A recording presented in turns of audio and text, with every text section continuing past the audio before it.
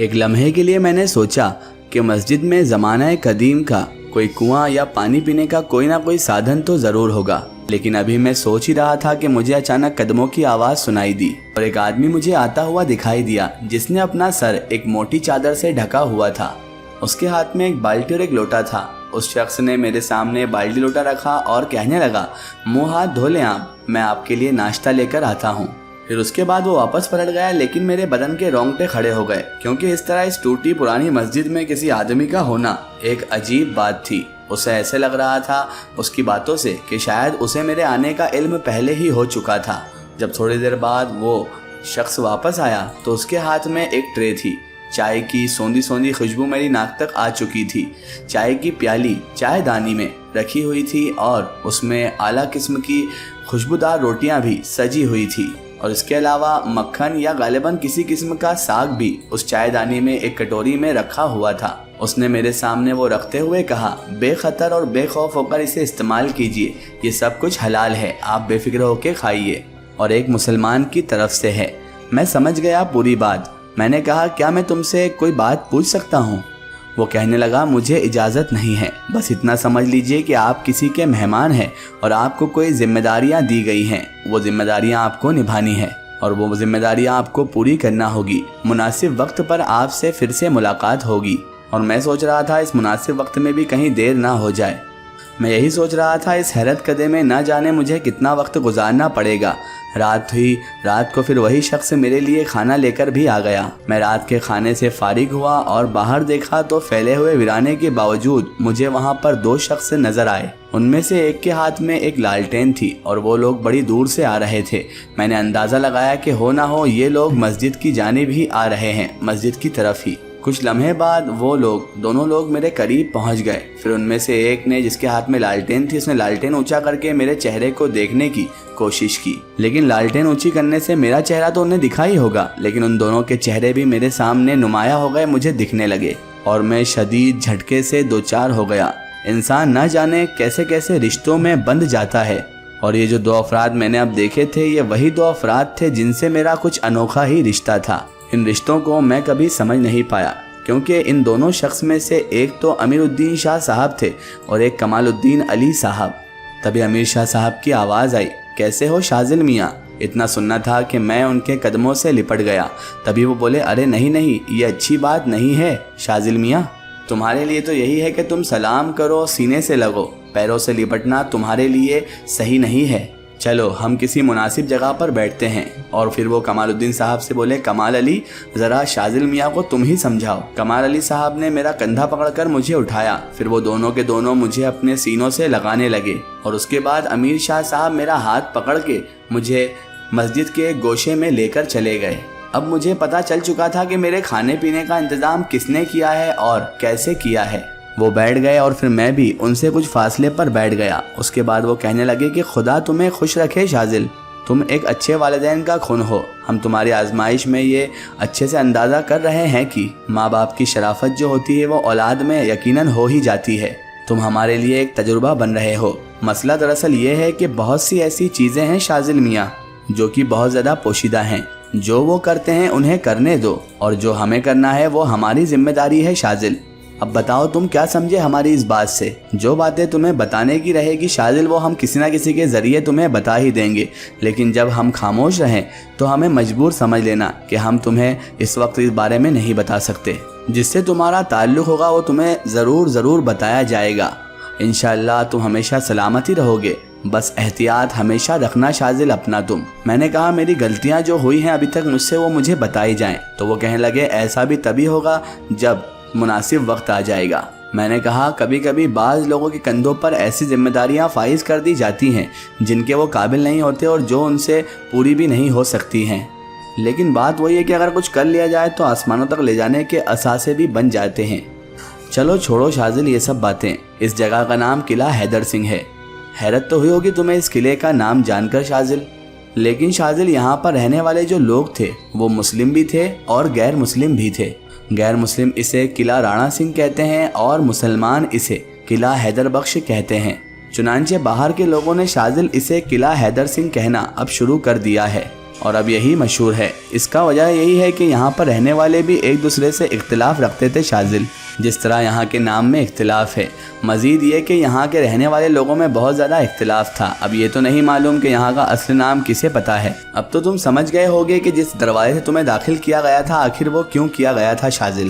یہاں آئے ہو تمہارے اوپر کچھ ذمہ داریاں ہیں، ہمت اور بھروسے سے تمہیں اسے نبھانا ہے شاذل۔ یہاں جو بھی برائی پیدا ہوئی اس کے پس منظر میں بھی بہت کچھ ہے، اسی سے تمہارا جھگڑا بھی ہے۔ باقی معصوم لوگ تو صرف اور صرف ذریعہ بنتے ہیں شاذل، اس کے علاوہ کچھ بھی نہیں۔ ان کا عمل دخل نہیں ہوتا ہے شاذل، وہ لوگ خود ہی تم سے ملاقات کر لیں گے اور جو تمہارے کام آ سکتے ہیں۔ اب ہمیں اجازت دے دو شاذل۔ تبھی میں نے بولا، آپ مجھے اتنے سالوں کے بعد ملے ہیں امیر شاہ صاحب، دل تو چاہتا ہے۔ ابھی میں اتنا ہی کہہ پایا تھا کہ میری بات کاٹ کر اچانک وہ بول پڑے، بس شاذل، اس کے آگے کچھ نہ کہو۔ ویسے تو بہت سی باتوں کو دل چاہتا ہے کہ یہ کریں وہ کریں یا بات کریں، لیکن دل کی اس وقت مت سنو، سمجھے تم؟ یہ جگہ اچھی ہے فی الحال شاذل، تم اسے اپنی قیام گاہ بنا لو۔ لوگ یہاں پر آتے جاتے رہیں گے اور تم سے ملتے جلتے بھی رہیں گے، کچھ ہمارے ساتھی ہیں اور کچھ ادھر کے لوگ۔ اگر کوئی مسئلہ پیش آیا ہے تو تمہیں بتا دیا گیا ہے شاذل کہ تمہاری رہنمائی بھی کی جائے گی اور تمہیں صحیح رستے پر لایا بھی جائے گا، لیکن جہاں پر کچھ نہ ہو وہاں ہمیں مجبور سمجھ لینا۔ اب ہمیں اجازت دو۔ اور کوئی سوال ہے کیا شاذل تمہارا؟ میرے سارے وجود میں، پورے کے پورے وجود میں تشنگی تھی، ایک پیاس تھی۔ میں تو نہ جانے ان دونوں افراد سے کیا کیا پوچھنا چاہتا تھا، لیکن یہ مناسب وقت بھی نہیں تھا اور انہیں بھی شاید بہت کم وقت ملا تھا مجھ سے بات کرنے کا اور میری رہنمائی کرنے کا۔ اس کے بعد وہ اچانک دونوں اپنی جگہ سے اٹھے اور وہاں سے چلے گئے۔ میں بھی انہیں مسجد کے دروازے تک تو چھوڑنے آیا تھا، نہ جانے مجھے وہاں پر کھڑے کھڑے کتنا وقت گزر گیا۔ میں وہیں پر کھڑا رہ گیا اور تاریکی خلا میں، اندھیرے میں جو خلا سامنے موجود تھی اس پر نظر جمائے کھڑا رہا۔ بزرگوں کا میں منظور نظر ہوں، لیکن مجھے سمجھ نہیں آتا کہ میرا مستقبل آخر کیا ہوگا، آنے والے وقت میں میرے ساتھ کیا ہوگا، مجھے یہ منزلیں کدھر لے جائیں گی اور مجھ پر اتنی ذمہ داریاں آخر کیوں ڈالی جا رہی ہیں؟ کیا وجہ ہے کہ مجھے ہی ہر ذمہ داری کے لیے چنا جا رہا ہے؟ آخر میں نے ایسا کون سا کام انجام دینا ہے جس کی وجہ سے مجھے در در پر جانا پڑ رہا ہے؟ ایک طرف ماشا میری دیوانی ہے، نہ جانے کیا کیا کرنا چاہتی ہے مجھ سے، کیا کہہ گئی تھی مجھ سے تو رہا ہی نہیں گیا تھا کہ اپنی محبت کو اس طرح جانے دوں، لیکن میں اپنی محبت کو ہمیشہ پاک رکھنا چاہتا ہوں۔ وہ جو چاہتی تھی وہ تو ہرگز کر نہیں سکتا تھا۔ میں دیکھوں گا، اس کے معاملے کو بھی دیکھوں گا۔ بہرحال میں وہاں سے واپس آ گیا اور نہ جانے کتنی دیر تک میں وہیں پر بیٹھا ہوا سوچتا رہا، کیونکہ کمال الدین صاحب اور امیر شاہ صاحب جو بھی کہہ کے گئے تھے اس میں سے بہت کچھ میرے ابھی تک سمجھ میں بھی نہیں آیا تھا کہ وہ کیا کہہ کے گئے ہیں۔ دوسرا دن ہوگا۔ دوسرے دن میں مسجد کے دروازے پر کھڑا ہوا تھا کہ اچانک گھوڑے پر سوار کچھ افراد مجھے نظر آئے۔ پھر انہوں نے مجھے دیکھا اور میری طرف آ گئے۔ 7 آدمی تھے اور ان میں ایک شخص بڑی ہی اچھی شخصیت کا مالک معلوم ہوتا تھا، مونچھیں اور پگڑی سمیت۔ اس کے ماتھے پر ایک تلک لگا ہوا تھا اور چہرے سے جلال صاف طور پر جھلک رہا تھا۔ ایسا لگ رہا تھا کہ یہ شخص بہت ہی زیادہ غصے میں ہے۔ میرے قریب آیا وہ شاندار گھوڑے پر بیٹھا ہوا اور مجھے دیکھتے ہی اچانک وہ شخص بولا، کون ہو تم اور یہاں پر کیا کر رہے ہو آخر؟ میں نے کہا، میں آپ کی بستی کا مہمان ہوں جناب، بستی تک تو میں نہیں پہنچ سکا تو میں نے یہ مسجد دیکھی اور سوچا میں یہیں پر رہ لیتا ہوں۔ ویسے میں نے سنا ہے جناب کہ بستی میں تو مسلم اور غیر مسلم کا ایک اچھا خاصا کھیل کھیلا جا رہا ہے۔ تمہارے ماتھے کا تلک بتاتا ہے کہ تم غیر مسلم ہو، اور میرے بارے میں تمہیں اندازہ ہو ہی گیا ہوگا کہ اگر میں مسجد میں رہ رہا ہوں اور تم سے ایسی باتیں کر رہا ہوں تو میں ایک مسلمان ہی ہوں۔ تبھی وہ گھڑ سوار بولا، چلے جاؤ یہاں سے، اگر تم اس بستی کے ہوتے ہوئے اس مسجد میں نظر آتے تو ٹھاکر وجے سنگھ ہرگز تمہیں زندہ تک نہیں چھوڑتا، اس لیے بہتر یہی ہے تم یہاں سے چلے جاؤ۔ اس کے بعد وہ کہنے لگا، ویسے قلعہ حیدر بخش کے بارے میں تم کیا جانتے ہو؟ میں نے کہا، جو لوگ گھوڑوں کی پشت پر بیٹھ کر مہمان کا اس طرح سے استقبال کرتے ہیں ان سے کبھی بھی میری دوستی ہرگز نہیں ہو سکتی ہے، اور سوالوں کے جواب صرف دوستوں کو ہی دیے جاتے ہیں۔ ہاں، اگر تم زبردستی پوچھنا چاہتے ہو کوئی سوال و جواب تو تم کر سکتے ہو۔ تبھی ٹھاکر وجے سنگھ نے مجھے اوپر سے نیچے تک دیکھا، بغور دیکھا، اور اس کے بعد اپنے ساتھیوں کو حکم دیا کہ اپنے گھوڑے پیچھے لے جاؤ، جب تک میں نہ بلاؤں نہ آنا۔ اچانک وہ گھوڑے کی پشت سے نیچے اترا، پھر اس کا گھوڑا بھی اس کے ساتھی نے سنبھال لیا۔ میرے قریب آ کر وہ مجھ سے بولنے لگا، وجے سنگھ نام ہے میرا، ماتھے کے تلک سے تم نے اندازہ لگا لیا ہے کہ میں مسلمان نہیں ہوں، اب تو مہمان بھی نہیں رہے ہو تم، چلو اب مجھ سے ایک انسان بن کر ہی بات کر لو۔ تم کون ہو تم اور کہاں سے آئے ہو؟ تمہارے آنے کا کوئی مقصد ہے یا پھر یوں ہی تم نکل آئے ہو؟ अगर ऐसे ही यूं ही निकल आए हो तो यहाँ से चले जाओ, क्योंकि यहाँ की फ़िज़ा बिल्कुल भी अच्छी नहीं है नौजवान। मैंने कहा, ठाकुर साहब शाजिल नाम है मेरा, मज़हब के बारे में तो आपको मेरे नाम से ही पता चल गया होगा कि मैं आखिर क्या हूँ। किस्सा क्या है यहाँ का ठाकुर साहब?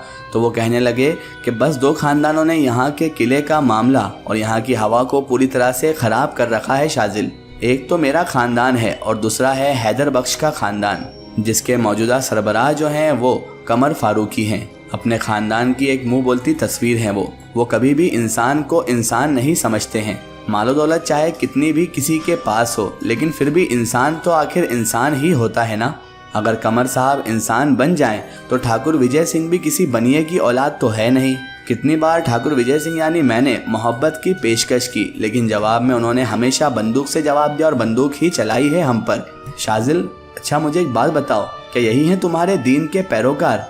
मैंने कहा, देखिए ठाकुर साहब, मैं बहुत ही मामूली हैसियत का आदमी हूँ, लेकिन क्या आप मुझे इजाज़त देंगे कि मैं किला हैदर बख्श या किला राणा जो भी इसे कहते हैं, इसके हालात को सुधारने में मैं आपकी मदद करूँ? तभी वो बोले, अगर इस तरह के इंसान हो तुम तो ज़रूर मदद करो, तुम्हारी भी भरपूर मदद की जाएगी। किला हैदर सिंह में दाखिल हो जाओगे तो ठाकुर विजय सिंह की हवेली सबसे पहले नजर आएगी। अब आगे क्या होगा? क्या शाजिल इस किले की सुधार के लिए ही यहाँ पर भेजा गया है? क्या शाजिल को कोई और जिम्मेदारी नहीं बल्कि ठाकुर विजय सिंह और हैदर अली बख्श में सुलह करवाने के लिए भेजा गया है? आखिर ये कहानी किस मोड़ पर जाकर रुकेगी, ये जानेंगे हम इस वीडियो के अगले पार्ट में।